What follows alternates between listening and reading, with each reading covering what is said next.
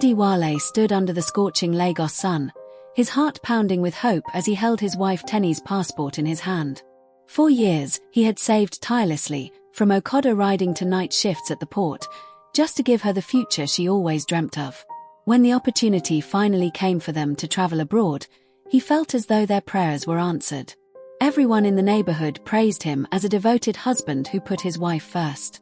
Tenny, on the other hand, stared at the bustling airport with mixed emotions.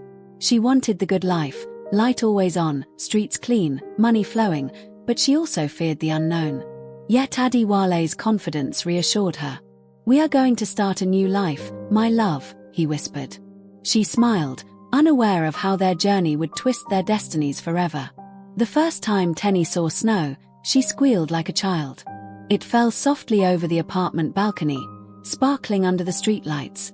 Adewale held her waist proudly, excited that he could give her a life far beyond the struggles they once knew. In those early weeks, they were inseparable, exploring supermarkets, taking pictures, laughing at how strange the food tasted. But beneath the excitement, challenges brewed. Adewale worked long hours at the factory, while Tenny stayed home with nothing to do. Isolation crept in slowly. The neighbors barely greeted her, and the winter cold felt like punishment. While Adewale saw opportunity, Tenny began to feel trapped. Days blended into each other as Tenny sat alone in the dim apartment, the hum of the heater the only sound. She craved the warmth of family, the smell of Lagos street food, and the chatter of neighbors. Adewale was always exhausted, too tired to hear her complaints. "Give it time, Tenny," he would say, kissing her forehead before dozing off immediately. But time didn't heal her loneliness, it deepened it. She started scrolling through social media, admiring the glamorous lives of other immigrants. Their smiles, designer clothes, and bold confidence made her question why her own life still felt empty. Soon, resentment replaced gratitude. One cold afternoon, Tenny met Malik at the African grocery store.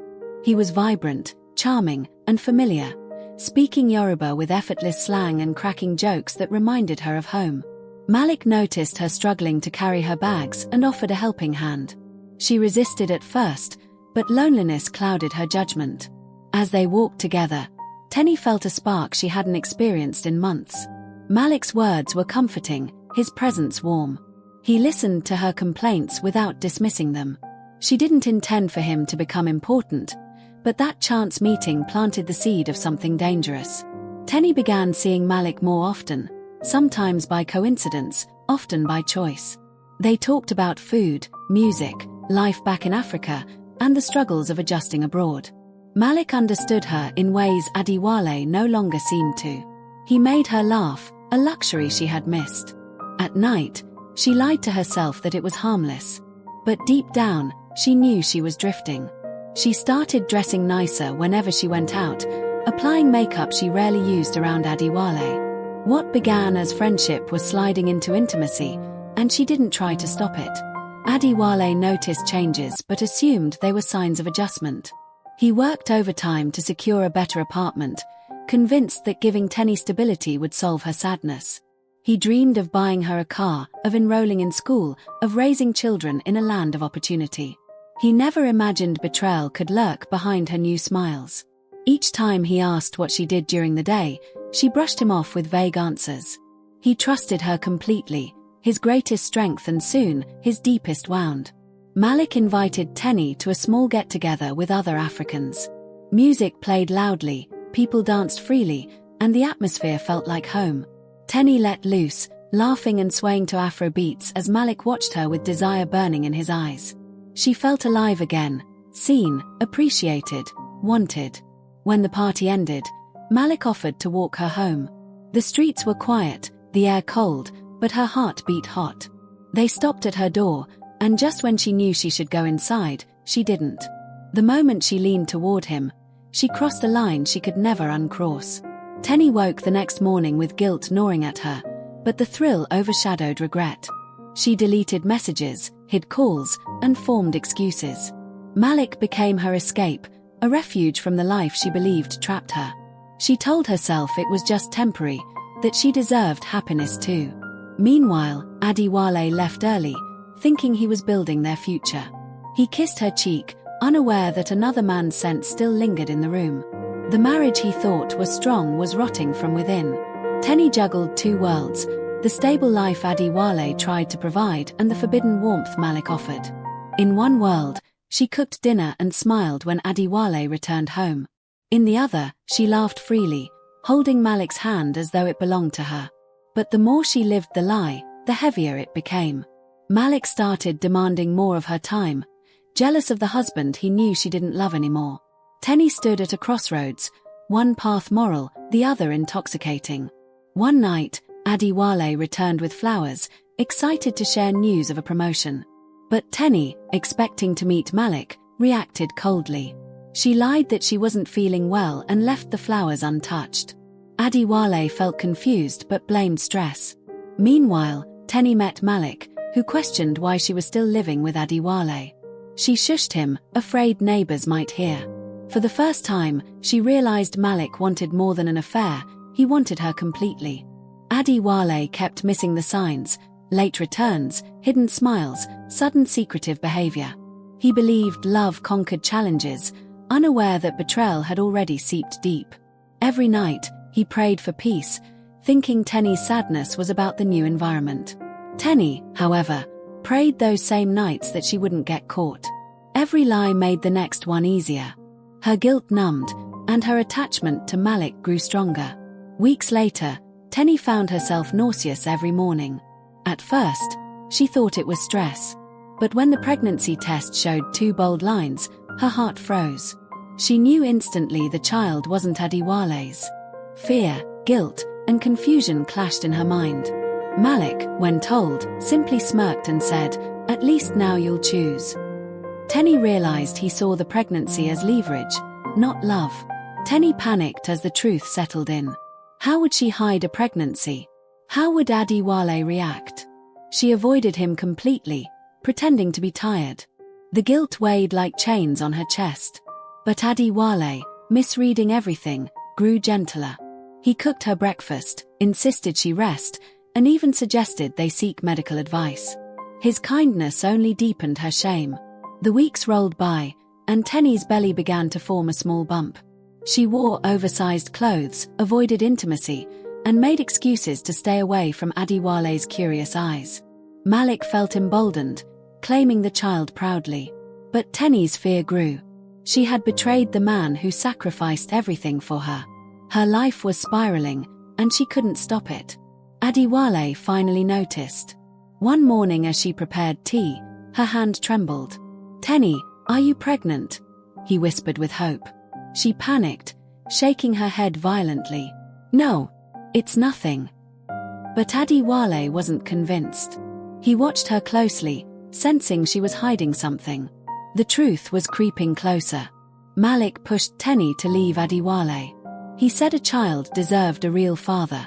Tenny resisted, afraid of the consequences.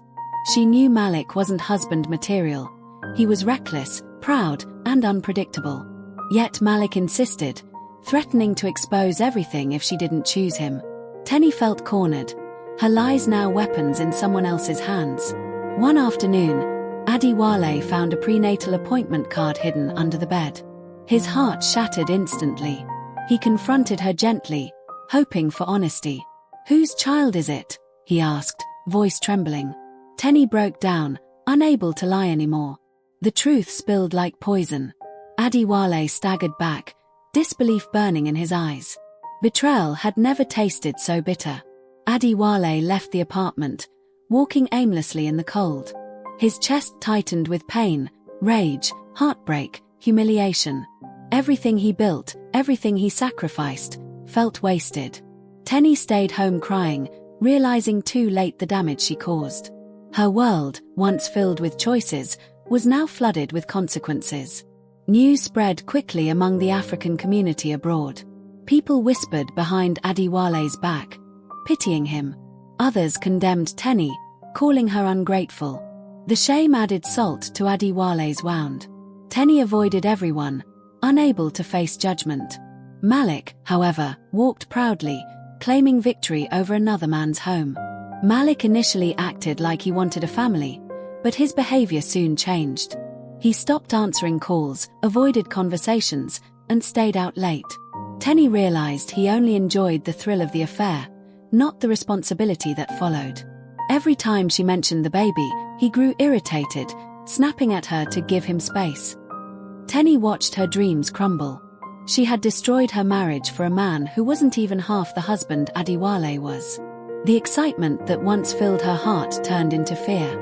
She began to wonder whether Malik was capable of being a father at all, or if she had tied herself to someone who would abandon her completely.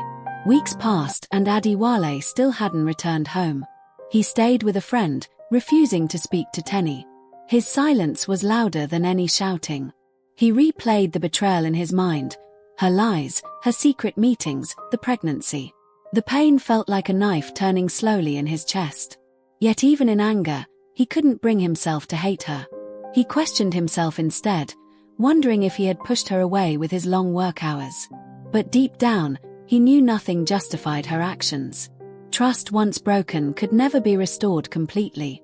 Back in Nigeria, Tenny's mother called constantly, worried about the tension she sensed in her daughter's voice. Tenny lied, saying everything was fine, but the stress of her situation weighed heavily. She couldn't bring herself to confess. She knew her family would be ashamed. Meanwhile, Adewale's parents were confused by his sudden silence.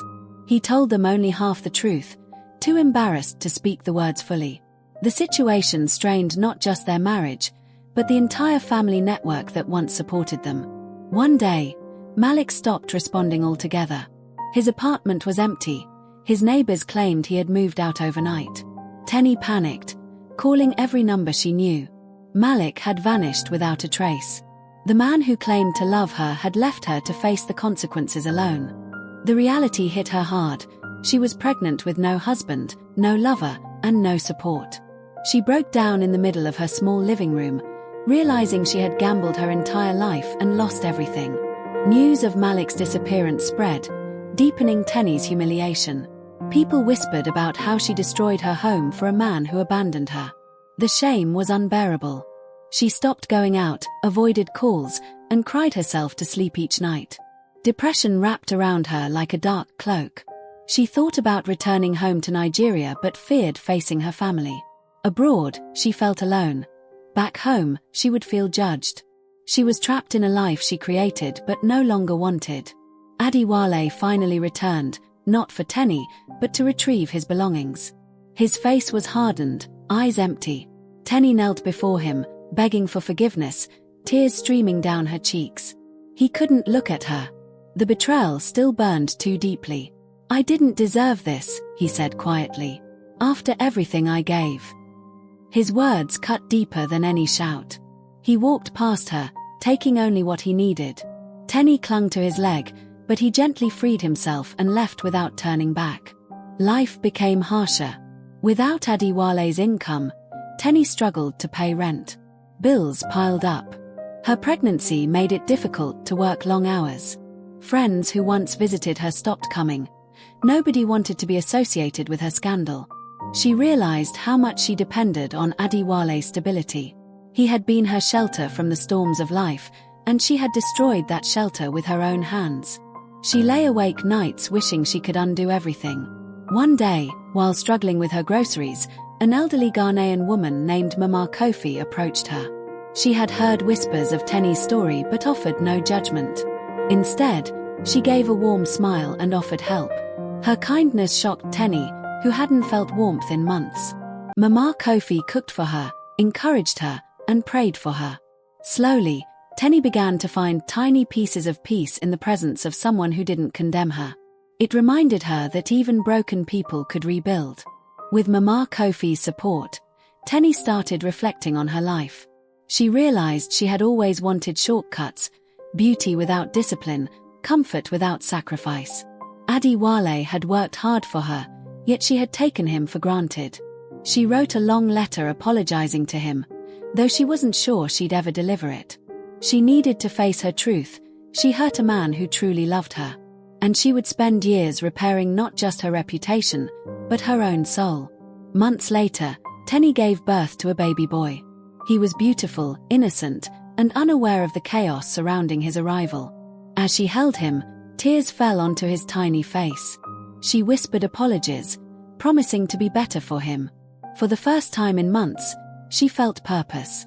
She knew she couldn't change the past, but she could fight for a better future, for her son, if not for herself. Adewale heard about the birth from a mutual friend. At first, he felt only pain.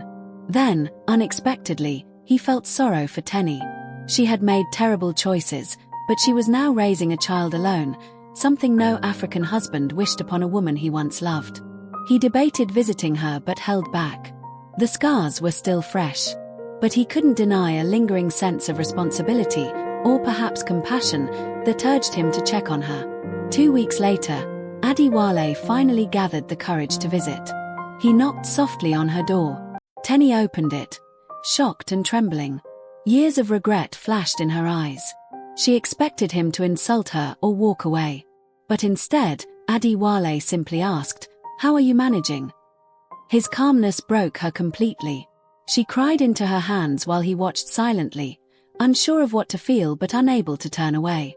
They sat together, talking for the first time in months. Tenny apologized repeatedly, her voice breaking. Adewale listened, but the pain remained etched in him. Forgiveness wasn't immediate, it was a journey. Still, he offered to help with the baby's needs.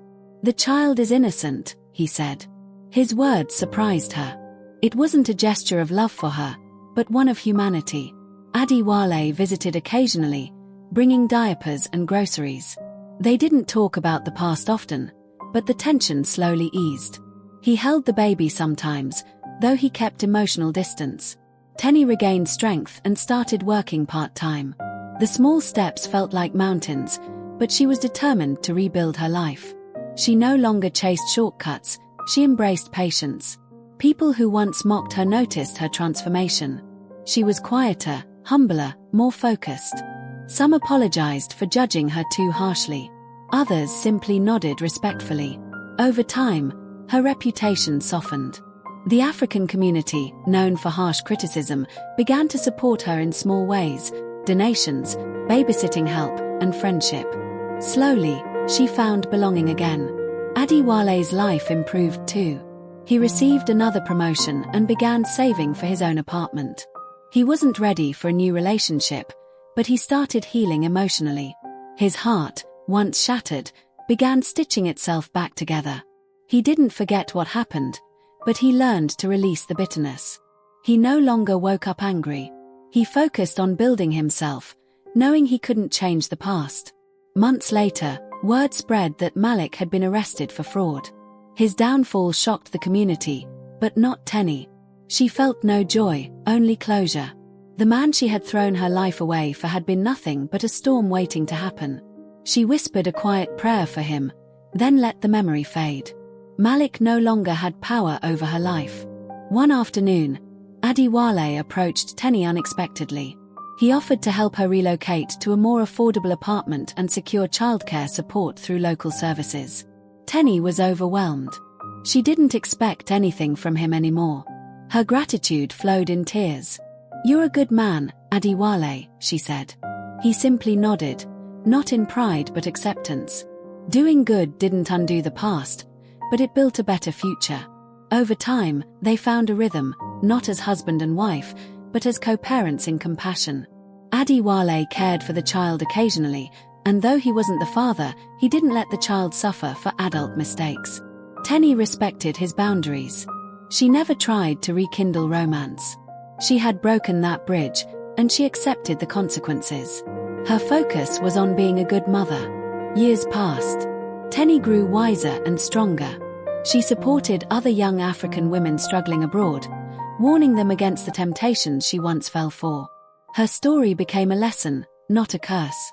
People admired her transformation. Though she never regained what she lost, she built something new: dignity, humility, and inner peace. Her son grew up surrounded by love from both her and Adewale. Adewale and Tenny eventually stood together at their son's school recital. They weren't lovers, but they were family in their own way. Life had reshaped them, molding broken pieces into something imperfect yet meaningful. The story didn't end with romance, it ended with growth. Adewale learned resilience. Tenny learned accountability. And together, they proved that even after betrayal, healing was possible. Not by rewriting the past, but by choosing who they wanted to become.